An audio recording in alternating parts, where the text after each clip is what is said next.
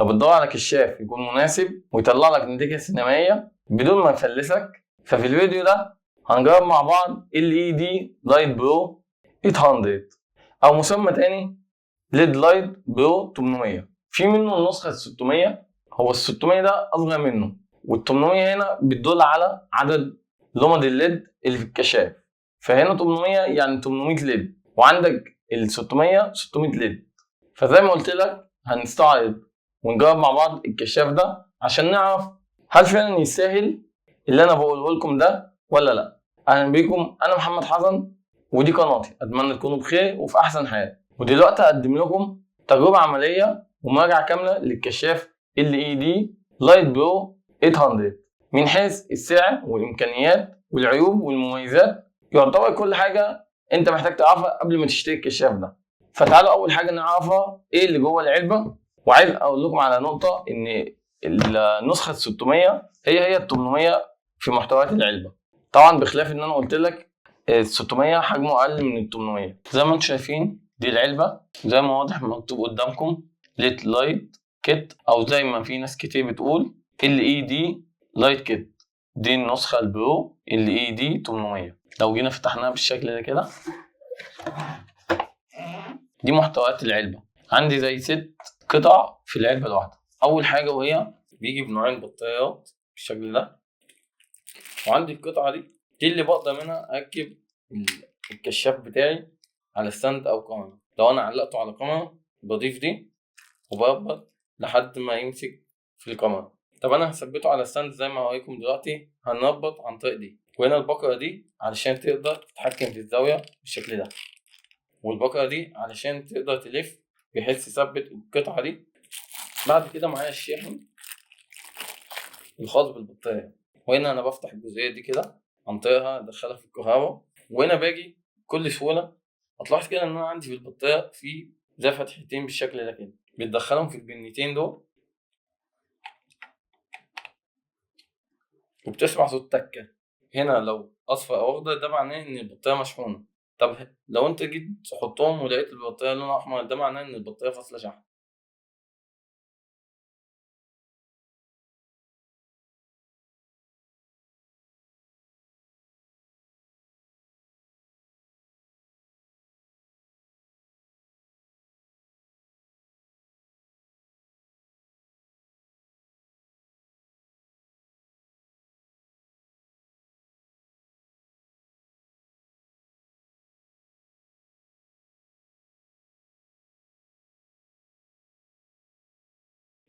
نيجي في الاخر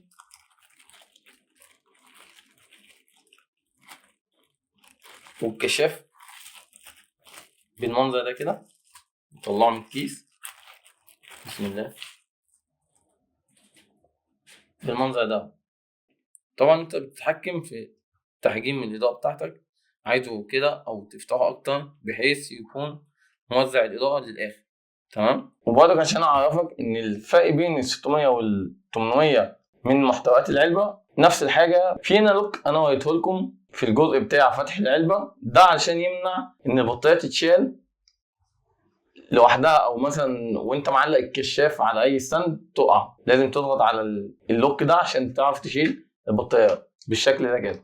عندي في الظهر في بكرتين. اول بكره اللي هي الخاصه بالكلفن، اللي هي من 3200 كلفن لحد 5600 كلفن، ودي نسبه الكلفن اللي انت بتقدر تستخدمها من الكشاف ده. وعندي البكره الثانيه الخاصه بشده الاضاءه. وبالمناسبه في عندي زي ليد كده في الظهر، وده بيعرفك نسبه الشحن الخاصه بالكشاف. كده انا مخليه على 0%. لاحظوا كده كل ما اعلي كده انا مخليه على 100%. يعني انا لو خليته كده في السقف هتلاحظ كده ان هو يعني منور لي الاوضه كلها بالشكل ده كده. ده كده على 50%. طبعا انت مفيش يعني نسبه، بس البقره معمول عليها علامه فبتعرفك ان انت مثلا ده ربع القوه بتاعه الكشاف ودي نص القوه وهكذا. فانا خليت لك دي كده على نص الكشاف زي ما انت شايف الاضاءه بتاعتها. طبعا انا هجربه لك في مكان تاني، يعني انا بشكل مبدئي بوري لك الكشاف يعني نقلل الاضاءه. والباقه التانية نستخدمها اللي هي خاصه بالكلفن. لاحظ كده انا خليته الابيض اللي هو الشكل ابيض صريح اللي هو 5600 كلفن. كل ما اقلل كل ما اخلي اتجه للورم او اللي هو 3200 كلفن. ده كده 3200 كلفن زي ما انتم شايفين اهو، مديلي الشكل الاصفر الصريح. وهنا كل ما ازود كل ما هيتجه ل 5600 كلفن. ده كده على 5600 كلفن. طبعا انت بتتحكم في نسبه الكلفن حسب استخدامك وشغلك. الكشاف بيجي معايا باربع اتقاب، 2 في الجنبين اليمين والشمال، وفي 2 تحت الكشاف. وده علشان تقدر تثبت الكشاف على ستاند او اي ترايبود. وده عن طريق القطعه دي، القطعه اللي فوق دي اللي بتركب في الكشاف، والقطعه اللي تحت دي تقدر تثبتها على الترايبود او الستاند عموما او الكاميرا. الكشاف ده مش مكتوب على الكرتونه بتاعته هو كام واط ولا على جسم الكشاف نفسه، ولكن الكشاف ده بيكون 50 واط. نيجي للنقطه الثانيه وهي الكشاف ده موجه لمين؟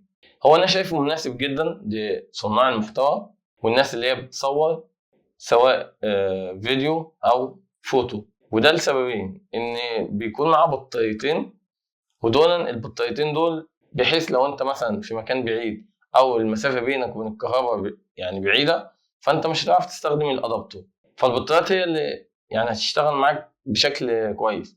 واضاءه الكشاف كويسه جدا زي ما قلت لك ان هي تخدمك، وهنجربه مع بعض في الفيديو ما تقلقش. نيجي بقى للمميزات وعيوب الكشاف ده ايه. اول حاجه هنبدا بيها المميزات. انا شايف ان اهم ميزه فيه ان هو خفيف وتقدر تستخدمه او تتحرك بيه في اي مكان، وكمان حجمه صغير يعني مش هيستهلك منك مساحه في الشنطه عندك. تالت حاجه وهي زي ما قلت لك انه ببطاريتين، عشان لو انت كنت في مكان ومش قريب منك فيش انك تتعامل بالادابتور، والبطاريتين بيقعدوا معاك وقت كويس يعني. واخر ميزه وهي ان كشاف بالمواصفات دي والحجم ده مقارنه بالسعر بتاعه، فانا شايف ان هي يعني ميزه جميله جدا. اخر حاجه قبل ما نشوف تجربه كده للكشاف وهي العيوب. انا شايف ان برضه من العيوب اللي للكشاف ده ان هو بلاستيك. يعني انت دلوقتي لو هو يعني سوء استخدام منك وقع منك غالبا ممكن تلاقيه اتفك او في اجزاء منه اتكسرت بسبب ان هو بلاستيك يعني. فانت وانت بتستخدمه برضه تكون يعني حريص عليه. تاني حاجه وهي ان انت هو ملهوش طبعا يعني ابلكيشن ان انت تتحكم فيه، بس دي يعني ممكن نتغاضى عنها بحكم الفئه السعريه بتاعت الكشاف. واخر عيب هو ان الادابتور السلك بتاعه قصير. خلاصه للفيديو، لو انت بتدور على كشاف يديك اداء كويس ومحترم بقيمه او سعر يعني يكون بسيط، فكشاف LED لايت برو 800 ده هيكون مناسب جدا معاك. لكن لو انت عايز بقى خدمات اكتر واضاءه افضل من كده، فانت هتضطر انك تنقل نفسك لفئه اعلى شويه. ازاي انا ابدا اركب الكشاف على الستاند عندي؟ زي ما قلت لكم عن طريق القطعه دي كده، والقطعه دي بيبقى فيها جزء تحت خاص بالستاند او الكاميرا لو انت عايز تركبه على كاميرا او ستاند يعني. هاجي عندي على الستاند ابدا اربط الصاموله اللي من تحت بكل سهوله بالشكل ده كده، وهنا الكشاف حسب ما انت عايز تركبه، عايز تركبه بالطول او بالعرض. هنيجي نثبتها بالشكل ده ونبدا نلف الباقه اللي انا قلتها لك. وهنا لو عايز تخليها بزاويه زي ما انت عايز، وهنا بتبدا تفتح وش الكشاف. انا هقفل الاضاءتين اللي انا مشغلهم دلوقتي عشان اوريكم الاضاءه دي عامله ازاي. هبدا اعلي درجه درجه بالشكل ده كده زي ما انتم شايفين. هخلي بس الاضاءه على الابيض. لاحظوا كده الاوضه كلها بقت منوره، او الجزء اللي انا موجه عليه الكشاف.